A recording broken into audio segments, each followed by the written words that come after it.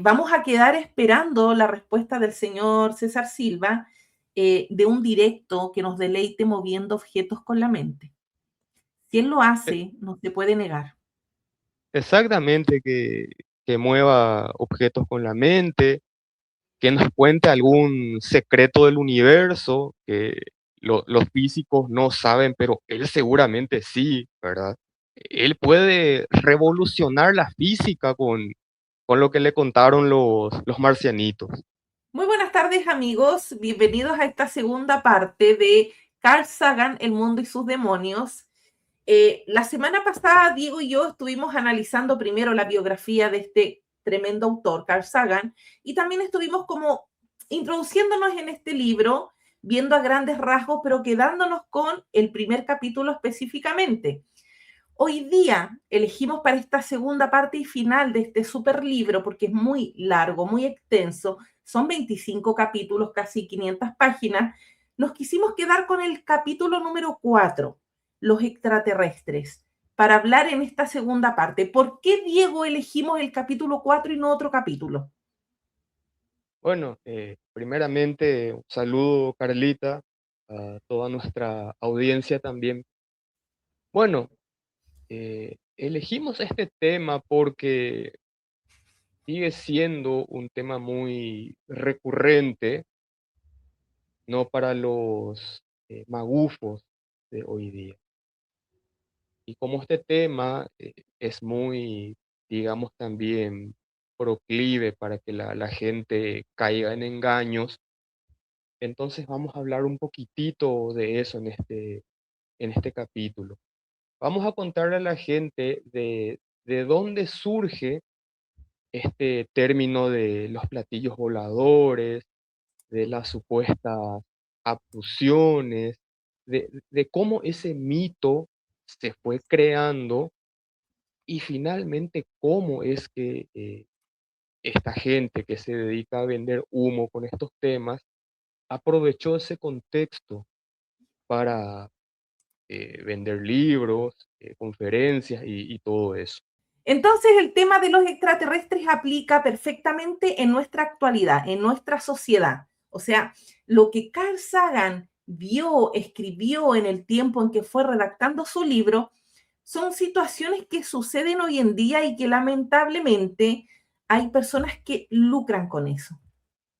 Personas que lucran y se aprovechan de, o quizás la confusión, la inocencia, la imaginación, la creatividad de otras personas. Para empezar, el capítulo aplica en el análisis que está haciendo Carl Sagan a la población de Estados Unidos. O sea, él no analiza una población mundial ni nada por el estilo, sino que pone, por ejemplo, Estados Unidos estadísticamente cuántas personas se han sentido con experiencias, con estos encuentros cercanos del tercer tipo, abducciones, operaciones que le han hecho extraterrestres durante la noche, que han salido flotando dormidos. O sea, el libro, en serio que es digno de estas películas que mucha gente piensa que son basadas en hechos reales.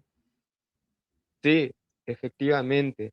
Y cuando uno hace el análisis, uno se da cuenta que todo tiene un contexto, ¿no?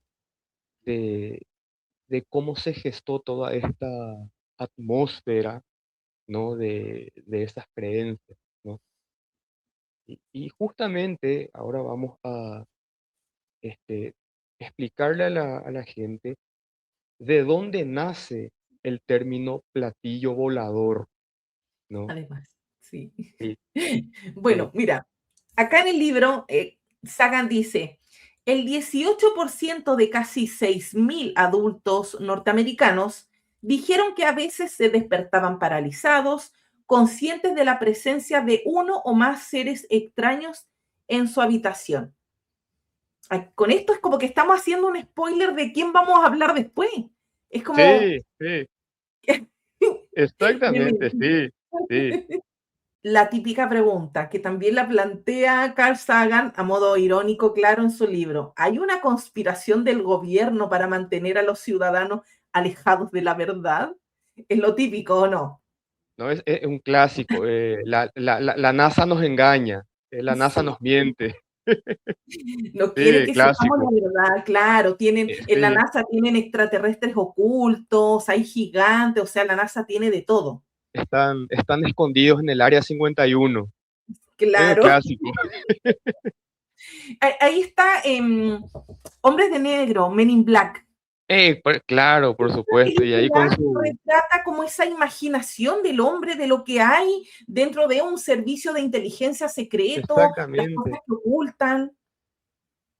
Sí, y todo eso le vamos a contar a la gente. Vamos a explicarles de dónde salió todo eso. Claro. Mira, aquí cita John Locke, una cita de John Locke que es del siglo, finales del siglo XVII. Una Ujú. señal inequívoca del amor a la verdad, escribiría John Locke en 1690, es no mantener ninguna proposición con mayor seguridad que la que garantizan las pruebas en las que se basa. En el tema de los ovnis, ¿cuál es la fuerza de las pruebas? Las evidencias no hay. En la actualidad, con la calidad que tenemos de imagen, de fotografía, los megapíxeles, las cámaras de seguridad, hoy han ido desapareciendo esas típicas imágenes de platillos voladores que ya Diego nos va a explicar, porque en el libro encontramos justo en este capítulo cuarto de dónde nace el mito de esa expresión, platillos voladores.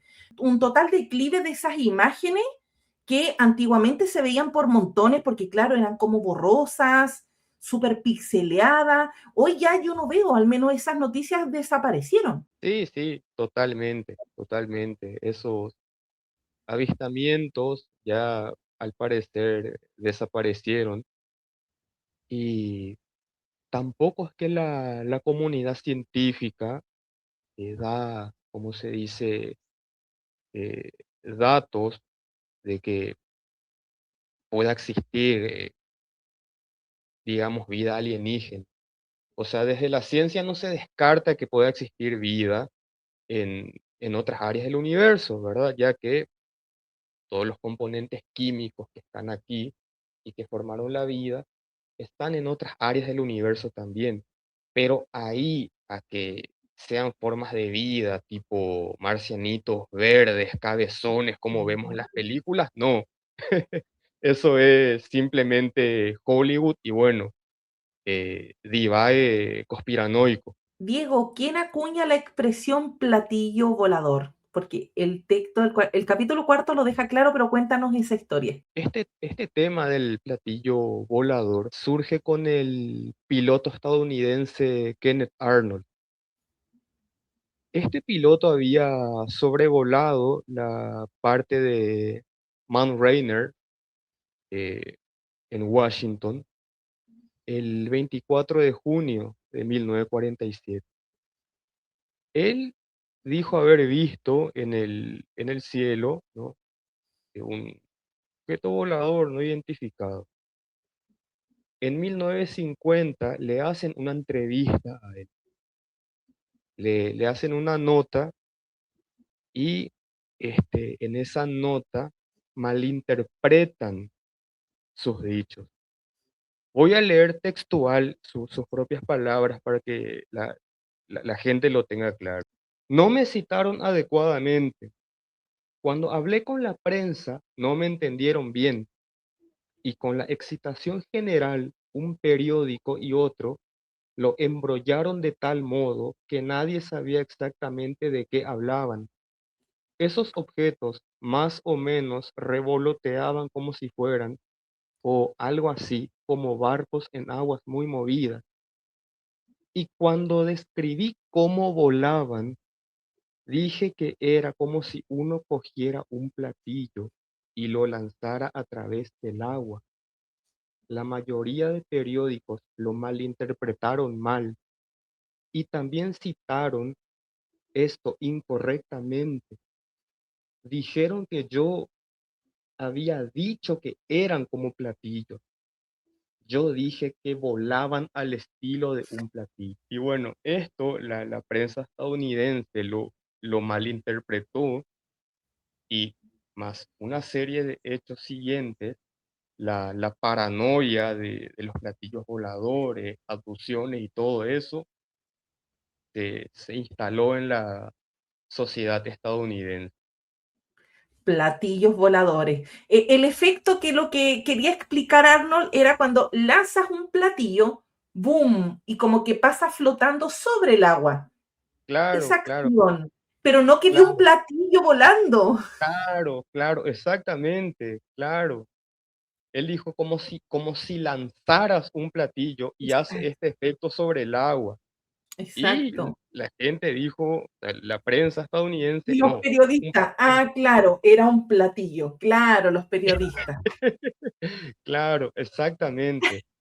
Y más una serie de acontecimientos que pasaron después, porque al mes siguiente, en julio del 47, es que ocurre el caso de Roswell, cuando el globo sonda estadounidense que lo usaban para espionaje cae en ese lugar y posteriormente después con la creación del Área 51 en 1955, que no era más que un área militar para probar aviones espías, ¿no?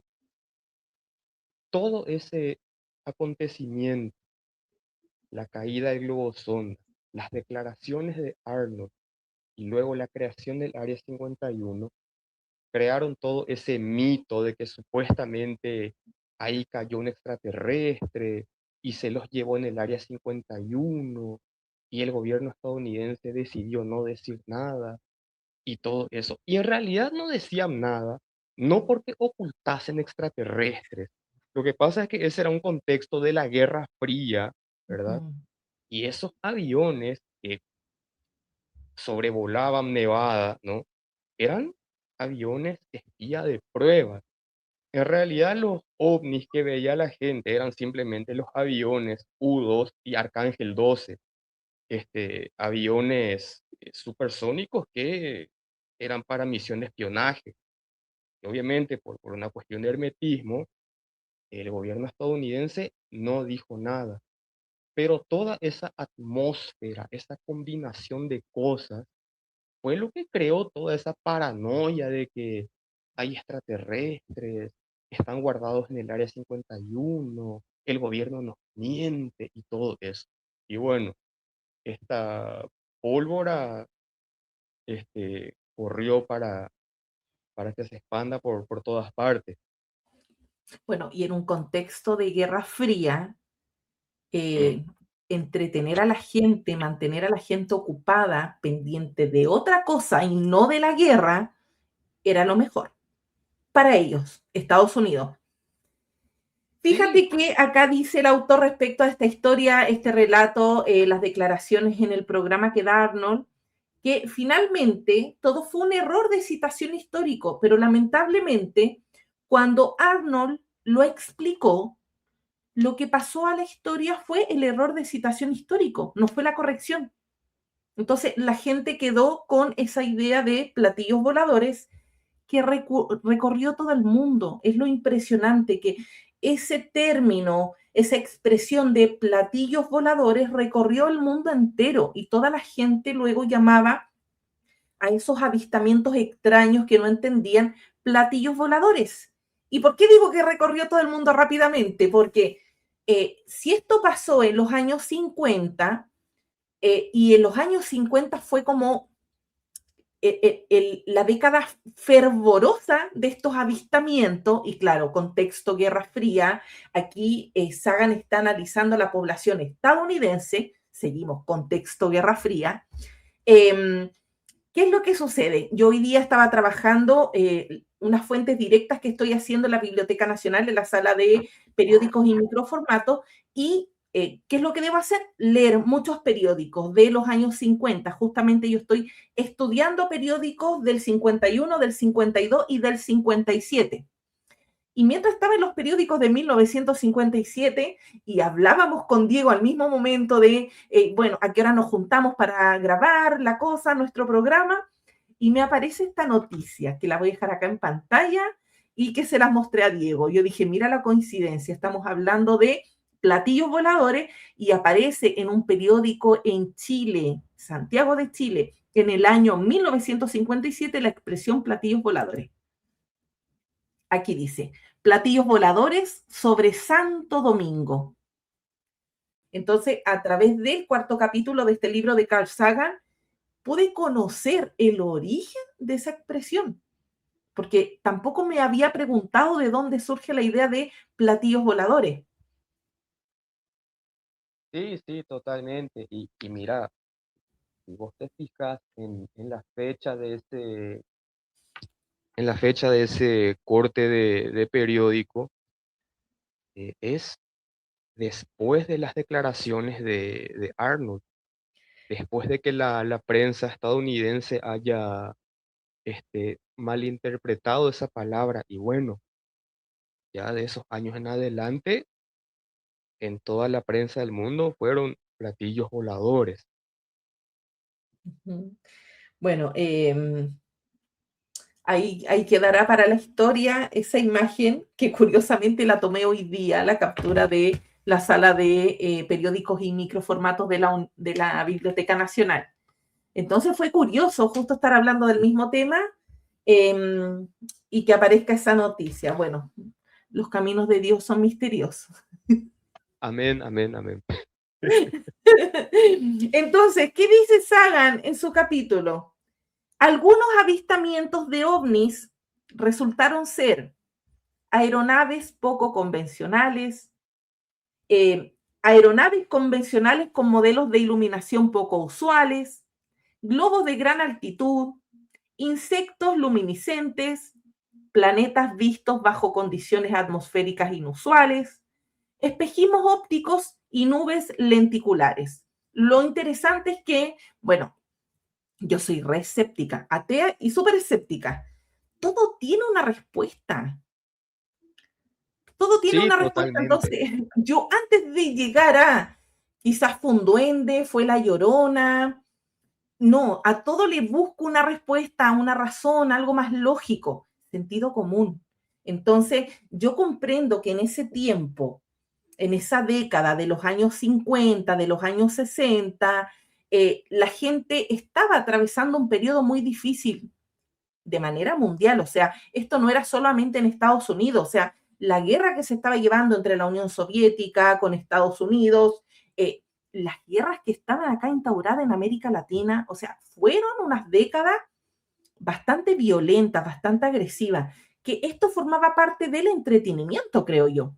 ¿Qué sucede? Que hoy justificar ese tipo de avistamiento, ese tipo de conexiones con seres que estás durmiendo y despiertan tres a un lado derecho, tres a un lado izquierdo alrededor de tu cama, curándote tu brazo que estaba herido, eso en pleno siglo XXI ya no puede suceder. O sea, no, no, la tecnología ha avanzado demasiado como para que la gente siga creyendo estos cuentos de la década de los 50, 60, 70.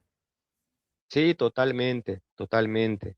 Aparte, ese asunto compete a la astrofísica y de momento los astrónomos no nos dan indicio de que pueda existir alguna civilización avanzada.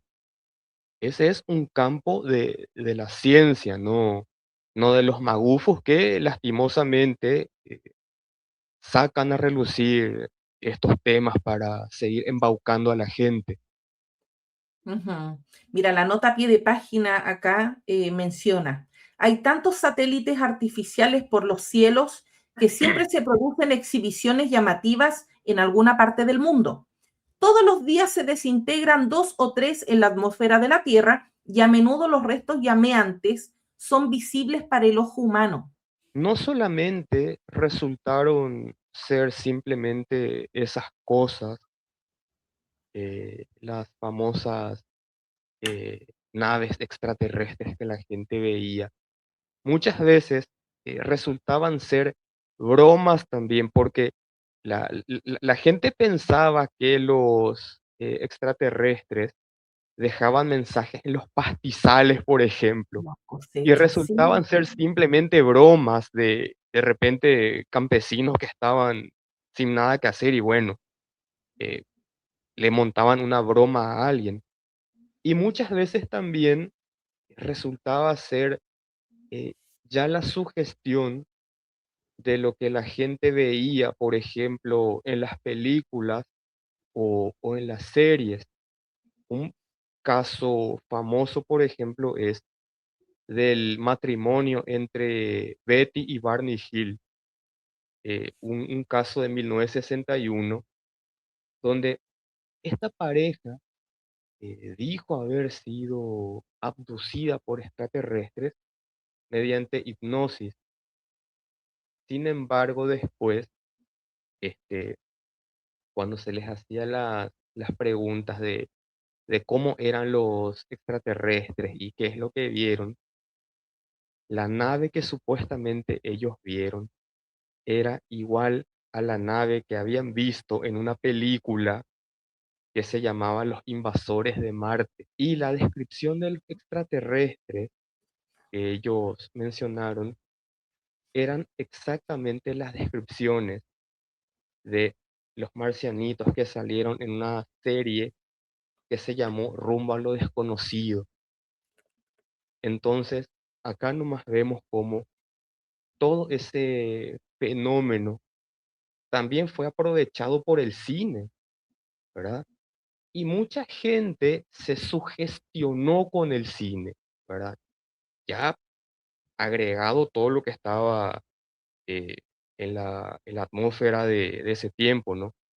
Entonces vemos cómo eso también colaboró para que el mito se expanda. Ujú. Bueno, respecto a estas figuras que tú mencionas, las figuras en las cosechas, estos dos amigos que iniciaron en el año 91 a modo de broma, se Sí, dedicaban por mucho tiempo a hacer estos diseños, estas figuras, que nadie tomaba en cuenta, todavía no se daban cuenta, o sea, es un tiempo, en los años 90, donde no hay dron, no hay nada de eso. Entonces, cuando se dan cuenta y se hace público, la broma la comienzan a replicar personas en otros países. Y ahí viene esta respuesta, oye, pero ¿cómo en Estados Unidos y en Inglaterra y acá y allá? Claro, los bromistas están por todo el mundo. claro, Pero luego claro. estos chicos confesaron que había sido una broma. Sí, Y exactamente. también dio origen a películas. Hay varias películas con, y documentales, reportajes con estas figuras que los extraterrestres nos han dejado en la Tierra a modo de mensajes, contactos, qué cosa tan loca. Con esto yo te quiero preguntar, yo quiero saber tu opinión, Diego. Tú eres bastante crítico, me gusta muchísimo tu opinión. César Silva, este señor de Limud, que él desde un tiempo a esta parte hizo esta transición de profesor de ciencias bíblicas a magufo conspiranoico total, donde ve extraterrestres en todos lados, extraterrestres en la Biblia, pero ya ha ido más allá. Ve extraterrestres durante la madrugada alrededor de su cama. Dice ahí en su canal de YouTube, son videos que le han hecho varias respuestas. Tengo varios conocidos que a través de sus canales han hecho video respuesta a esos dichos tan magufos por parte del señor César Silva. Despierta de madrugada con 6 extraterrestres rodeándolo, 3 a un lado derecho, 3 a un lado izquierdo, y él con la mano herida, el brazo herido, los extraterrestres incluso le dan sanación a su brazo. Y eso no es todo. También parte de sus declaraciones ha sido que él tiene un poder mental, o sea, él ha trabajado su mente que logra mover objetos con la mente. ¿Qué opinas de eso, Diego? Primero que esto podría tener una explicación más simple. Generalmente las personas que estando dormidas ven algún tipo de figura o cosas por el estilo. Generalmente se da cuando la gente sufre de parálisis de sueño, ¿no? Que es básicamente muy común en este estado, eh, tener algún tipo de visión. De hecho, esto en la Edad Media, por ejemplo, era muy normal y como la gente no entendía de qué se trataba, la gente se lo atribuía a los incubos y súcubos, ¿no? Que eran los demonios hombre y mujer que le atacaban a la gente. Hoy, bueno, eso lo reemplazaron por extraterrestres simplemente. Eso podría ser uno, o dos, simplemente esta persona está mintiendo, ¿no? Y aparte, resulta algo bastante simpático y llamativo que todas las personas que tienen experiencias con extraterrestres nunca nos cuentan algo que nosotros ya no sepamos y nunca hacen cosas que nosotros no podamos hacer. ¿Por qué, por ejemplo, esos extraterrestres no vienen a, no sé, a hacer crecer un miembro amputado, por ejemplo? Eso sería algo extraordinario, eso sería algo fantástico, pero vienen a hacer cosas que un médico de aquí perfectamente lo puede hacer. Entonces, no sé, o están un poco desfasados esos marcianos o bueno, pero no Claro. mostraron nada extraordinario. Exacto. Y a eso se le suma que esta persona vende cursos ligados a extraterrestres, los extraterrestres y la Biblia. Entonces, dentro de esas experiencias paranormales, bien magufas, bien conspiranoicas, hay un lucro de por medio. Y apunta a un público que le gusta la magufería y que paga por escuchar esas cosas. De lo que pude escuchar un poco de su, de su venta de humo, ¿no? Contó una historia básicamente de extraterrestres malos que quieren invadirnos, ¿no? Porque nosotros nos portamos muy mal, porque abusamos del ambiente, porque tenemos guerras y todo eso. Y después vienen los marcianos buenos, ¿no? A decirnos, pórtense bien, cálmense, todo eso, y todo se divague. Básicamente una versión extraterrestre de la lucha entre el bien y el mal, y nosotros en medio. Un clásico. Ahora, el tipo este agarra y dice que supuestamente los extraterrestres le hablan, le, le cuentan cosas, ellos están muy avanzados, supuestamente, pero entre todo ese conocimiento donde ellos supuestamente están avanzados, lo máximo que nos cuenta es que esos marcianitos malos nos quieren hipnotizar para explotar nuestras debilidades y que mediante meditación, ¿verdad? Nosotros podemos romper ese control mental para aprender a distinguir la realidad de la fantasía. Cosa bastante estúpida porque hace siglos los seres humanos ya aprendieron a meditar y esto de aprender a distinguir la realidad de la fantasía perfectamente lo puede hacer un psicofármaco. Es decir, nosotros tenemos nuestras propias herramientas para poder meditar, este, tener nuestro estado de realidad en perfecto estado. No necesitamos que vengan extraterrestres para enseñarnos eso. Y aparte, muy tonta la idea de que vengan Tony Camos intergalácticos a querer, ¿cómo se dice? Eh, seducirnos, caernos en nuestras debilidades. Tiene mucho de moralina esto antes que otra cosa. Si nosotros nos damos cuenta que su público le gusta la conspiración, la magufería, es un público que sigue ligado a este ámbito religioso espiritual. Entonces, ahora ya no les vendes el cuento cristiano porque ya no resulta, o sea, ellos ya no caen. Tienes que reinventarte porque quizás no te está yendo muy bien en tus cursos, se te fueron muchos profesores porque entraste a este mundo de la conspiración con los extraterrestres y la gente de la academia no va a querer manchar su imagen al lado de semejante magufo. Entonces, ¿de qué manera se reinventa? Esa idea del bien y el mal la saca de su contexto cristiano y la trae al contexto ufológico. Me imagino que le puedo decir así. Y, Sí, exacto. y calza perfectamente en este nuevo público que sigue con esta idea aferrada, la del bien y el mal, pero ahora desde este contexto bien extraterrestre.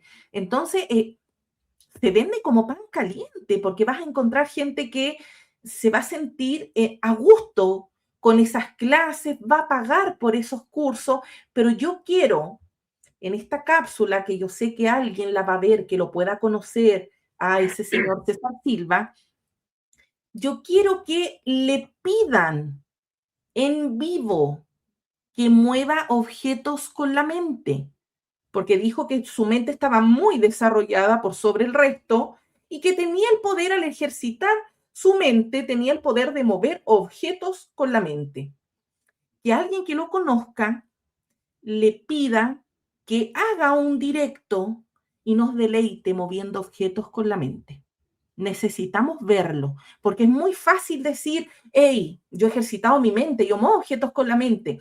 Sus alumnos, como quizás esta sensación de respeto, no interrumpir al profesor, no decirle al profesor algo que quizás lo vaya a ofender, ninguno de esos alumnos se atrevió en vivo a decirle, profesor, nos da una muestra de su poder de mover objetos con la mente.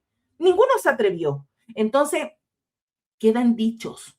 Queremos ver ese poder. Lo desafío a un Claro, directo.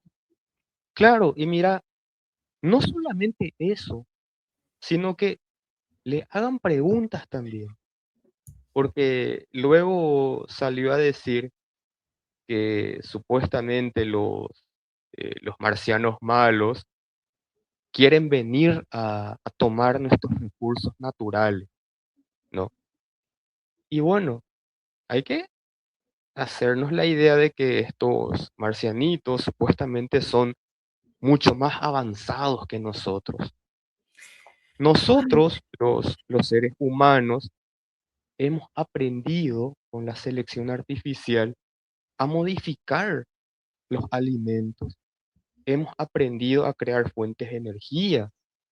Se supone que ellos, que son mucho más avanzados, tendrían que tener formas más avanzadas de crear su propia fuente de energía o de alimentos o cosas por el estilo, y no tendrían que venir aquí. Otra parte simpática, que para mí es la parte más simpática de toda la magufería que dijo, es que, bueno, no sé si habló de los marcianitos buenos o malos, ¿no? Pero dijo que supuestamente aquí habían marcianos porque venían a buscar hielo, venían a buscar hielo, imagínate. Y yo simplemente eh, le preguntaría, ¿acaso esos extraterrestres no saben que los cometas que están en el sistema solar, que esos cometas están hechos de hielo precisamente? ¿Por qué no buscan esos cometas? O, o por ejemplo, ¿no saben acaso esos extraterrestres que una de las lunas de Saturno, Encélado, es una luna literalmente de hielo? Podrían irse a buscar ahí todo el hielo que quieran, no venir a un planeta pequeño que solamente tiene una parte de hielo. Ese tipo de cosas, por ejemplo, que se le pregunta a ver qué responde. Claro. Bueno, el señor César Silva tiene que saber que si esos extraterrestres quieren venir aquí a robarnos nuestros recursos naturales, van a tener que pasar por encima del gobernante de Estados Unidos que está buscando lo mismo. Imagínate el pleito.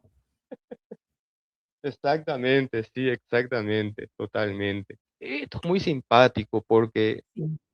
mira, si supuestamente ellos son muy avanzados y este personaje tiene contacto con ellos, ¿por qué no nos cuenta de algún avance científico que ahora mismo los científicos no sepan, por ejemplo, y que él diga, mira, esta raza me contó un secreto del universo que hoy los físicos no entienden. Nada de eso, puras estupideces de Claro, moralina barata. Justamente Sagan tiene un texto espectacular que habla de eso, no sé si lo puedo leer. dale. Dice Sagan justamente sobre estas cuestiones.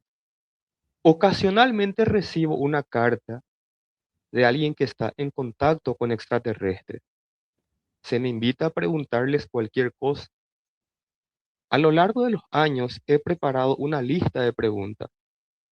No debemos olvidarnos que los extraterrestres están muy avanzados. Pregunto, por tanto, ¿podrían proporcionarme una prueba corta del último teorema de Fermat o de la conjetura de Goldbach?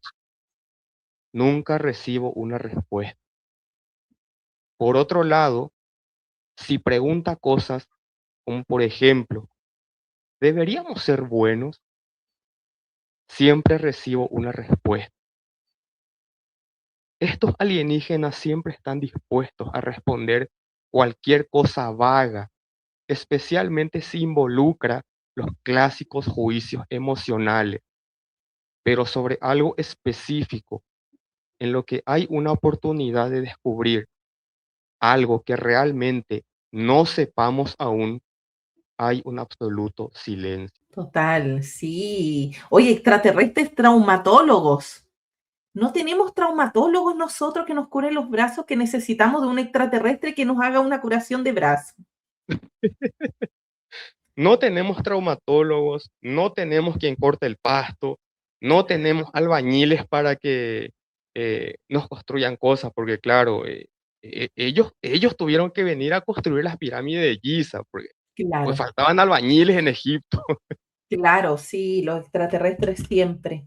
Pero bueno, vamos a quedar esperando la respuesta del señor César Silva de un directo que nos deleite moviendo objetos con la mente.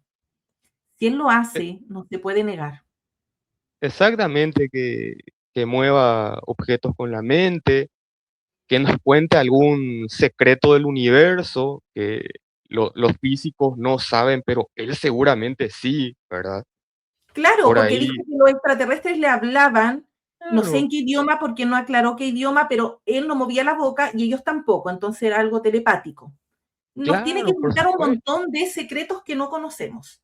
No, por supuesto. Él puede revolucionar la física con lo que le contaron los marcianitos. Claro.